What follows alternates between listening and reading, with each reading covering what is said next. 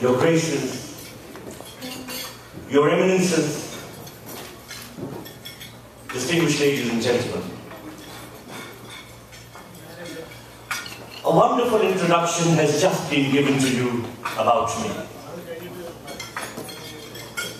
But that reminds me of a little story. And with the permission of His Holiness, I would like to recount that story. There was a man who was going to die. But the authorities could not decide whether they should send him to heaven or to hell. This was because he was a good man, but not so good as to be sent to heaven. And he was a bad man, but not so bad as to be sent to hell. So they said, let's give him the choice to decide whether he wants to go to heaven or hell. He said, okay, but can I see both the places? They said, all right. They took him one side to one door, opened it, said, take a look, that's hell. There were bars and casinos, discotheques, everybody was having a great time. He said, ah, that's nice. Can I see heaven? They took him to the other side, opened the door. It was a very saintly atmosphere.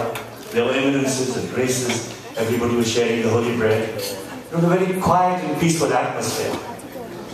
He said, yes, heaven is nice, but I prefer to go to hell.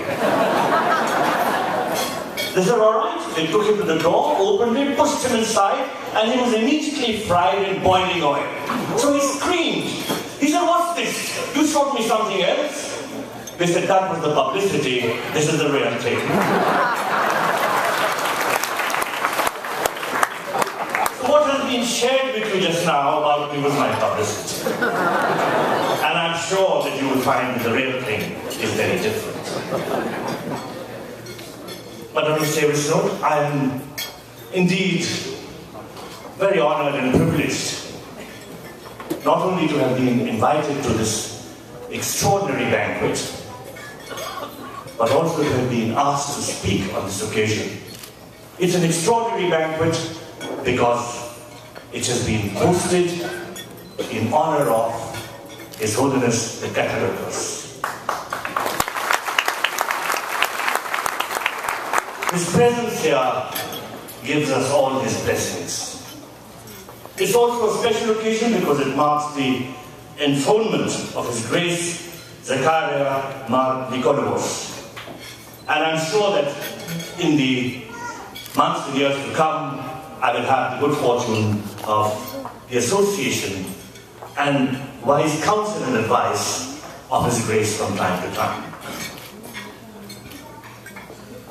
His Grace mentioned in his introductory and welcome remarks that there are many of you who perhaps are now Americans, and therefore you may not consider India your own country.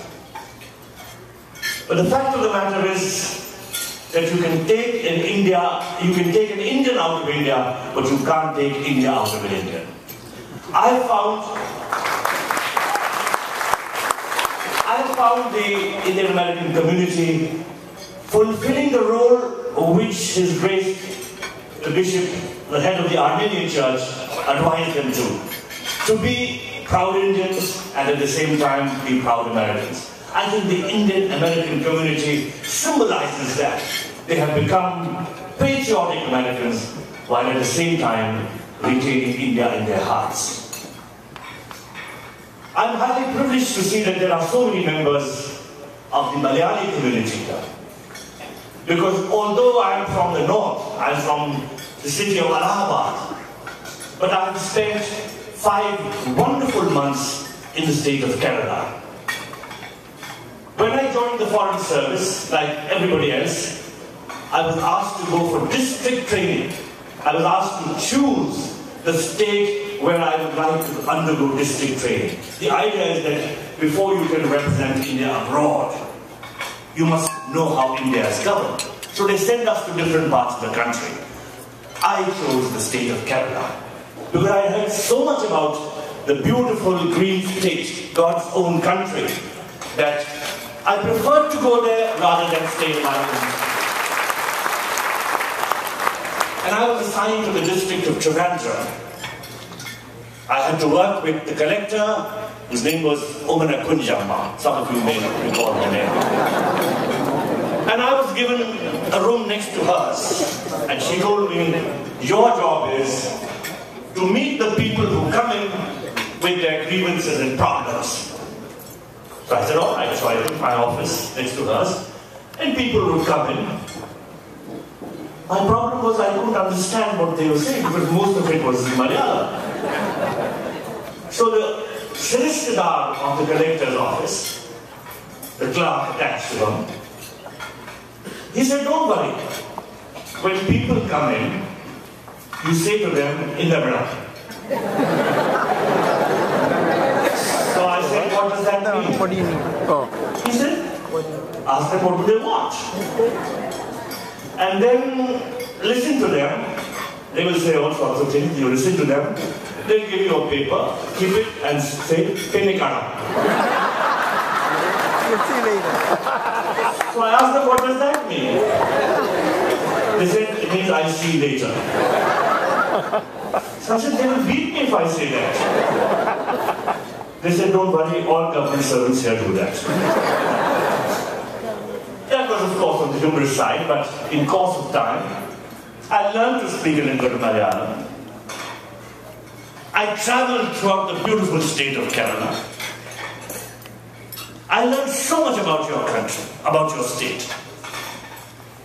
I found it highly impressive that the rate of literacy was so high. Everybody whom I met was literate. Even the rickshaw puller or the tea stall man would have a newspaper in the morning and he would be reading the news. Later on, I was posted as Consul General to Dubai, where the majority of the Indian community was drawn from Kerala. And the sheikhs told me how much they admired the contribution of the Malayali community to the building of Dubai. There was no institution, no organization which did not have Malayalis in high positions and in all positions.